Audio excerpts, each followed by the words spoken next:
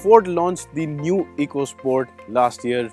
Well, it was a much awaited vehicle, but one of the missing factors in that was the demise of the 1-liter EcoBoost engine. For a lot of enthusiasts, that was a sad news. But then again, now Ford has introduced the EcoSport S, which brings back the 1-liter EcoBoost engine. And what else do you get? Well, that's what we're going to find out on the show today.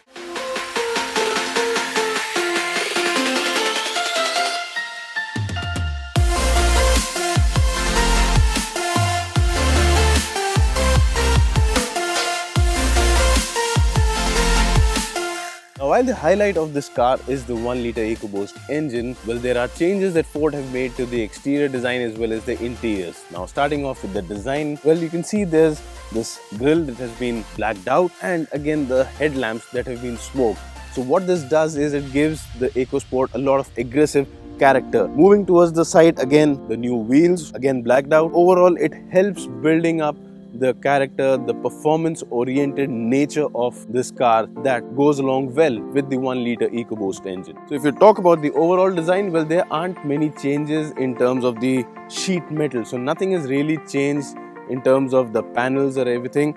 But you've got these subtle changes that I just explained that add a bit of more character to the sporty profile of the EcoSport, and that is precisely what the car stands for when you're buying it with a 1-liter EcoBoost engine. Once you're inside the EcoSport S, well, you can easily realize that there are a few changes, and that comes in the form of small aesthetic touches. For example, you've got these inserts here in copper finish, which kind of looks good. I'm glad that Ford hasn't chosen to go with some strange red or orange or those kind of colors. This color really with its matte finish goes very well with the overall theme of the EcoSport S. Seats again, well, you've got these orange accents to it, and you've got the leather finish. And apart from that, well, it's pretty much the same that you had in the new EcoSport which was launched last year. Now, one of the changes here is in the instrument cluster, wherein you now have a 4.2-inch screen which also has tire pressure monitoring system. Now, if you remember, when I reviewed the new EcoSport last year, I found the instrument cluster to be a little too basic, and of course the center, the MID screen also lacked the actual clarity. Now that has been rectified. This is of the right size. It gives you the correct information. It's easy to read, and it just overall adds to the convenience for a driver. Now the infotainment system again is the same, which has been carried forward from the present EcoSport, and what you get is this 8-inch Sync 3 enabled touchscreen. And like I said earlier, I believe this is the best touchscreen in the segment right now. It's really fast. It responds very well. It's almost like you're going through a smartphone. It's got a very good feedback, and there is hardly any lag when you talk about the touch response. So if you talk from an overall perspective, well, it's got all the features. You've got climate control, you've got a great infotainment system, you've got an improved instrument cluster, you've got a steering wheel with the audio and communication buttons. You also have cruise control, and if you talk about the interior space, well, there's enough. You can easily place in your bottles, your small knickknacks. There's space here again for a lot of items. So from an overall perspective, yes, the EcoSport retains all the strong points that we've known it for, and just makes it a little good to be inside from a visual perspective, and a little better from a convenience perspective. Now, one of the other major changes inside the cabin is the inclusion of the sunroof in the EcoSport S. And this is a very nice touch in terms of overall occupant experience.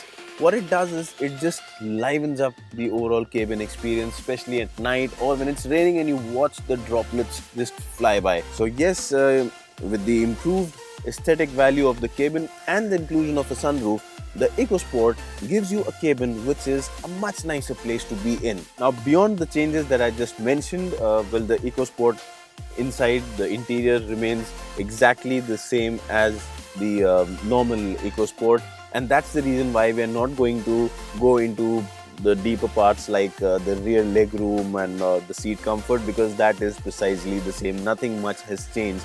The only changes are the ones that I just mentioned.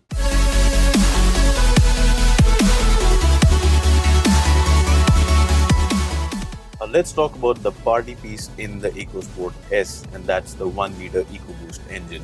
Now, this engine develops a healthy 125 PS of power and 170 Newton meters of torque. And the reason why this small 1-liter engine develops so much power is because of forced induction. It's got a turbocharger, and that's the reason why you get this healthy power output. Now, starting off, there's minimal lag, so it doesn't have the issues that you typically expect from a turbocharged engine. Around 1500 RPM is where the turbo literally kicks in completely, and from there on you have a strong acceleration. The other good thing about the engine is the way the power is delivered. It's in a linear fashion, so you don't get that surge of power once the turbo kicks in, which makes it a lot convenient to drive.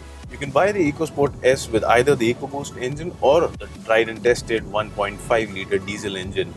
And with the EcoBoost engine, what you get is a 6-speed manual transmission, and the transmission really works well. Throws are reasonably short, and the shift again is effortless. The gear ratios match up to the engine well, and as a result, driving the EcoSport S even in stop-go traffic shouldn't be much of an issue, despite the engine being a turbocharged unit. Now, talking about the noise, vibration and harshness levels, the NVH, well, those are very much in control in the EcoSport S, and this 1-liter EcoBoost engine again is a very smooth unit. So when you're going around in city at slow speeds, or if you're cruising even at triple-digit speeds, the cabin remains largely insulated from exterior sounds, and wind noise too again is very much in control, so that just adds to the comfort and convenience in the cabin. Now, anyone who goes in for the EcoSport S has got to love driving. And for anyone who likes to go fast, well, the other important thing is to have good brakes and good handling. And again, that is an area where the EcoSport S does not disappoint. There are no mechanical changes when you compare it to the standard EcoSport, and that's not a problem at all, because the EcoSport itself is a very stable vehicle and is very happy to go around corners at high speed. It's planted at triple-digit speeds when you're in the straight line. So the handling complements the engine and makes for a very good package for people who love to drive. Unfortunately, safety is becoming an increasingly important aspect for vehicle buyers in India, and the EcoSport scores well in that department. It comes with 6 airbags if you opt for the top variant. You've got ABS and you've got hill assist as well. If you opt for the lower variants, you still get front dual airbags, and ABS is standard. So in terms of safety, well, again, the EcoSport delivers well. So it's been a great day driving the EcoSport S today in the outskirts of Chennai, especially because of the 1-liter EcoBoost engine, which is great fun to drive. And of course, the EcoSport now looks a little better, and the interiors too have been spruced up. At 11.37 lakh rupees ex-showroom, the EcoSport offers a host of comfort and convenience features and is a great car for an enthusiast. You can also buy a diesel version, the same trusted 1.5-liter TDCI engine. Well, that can be yours for 11.89 lakh ex-showroom.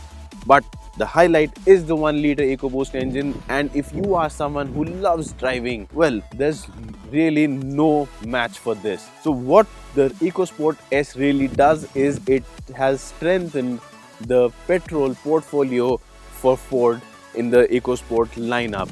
Now, if you're someone who wants a petrol engine but doesn't want the EcoBoost, probably you just want a simple petrol engine, well, you still have the option of the 1.5-liter 3-cylinder Dragon series engine that you can go for.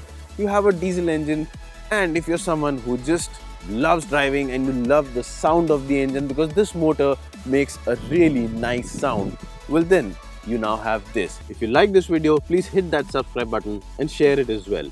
For anything else from the world of wheels, please log on to www.expressdrives.com.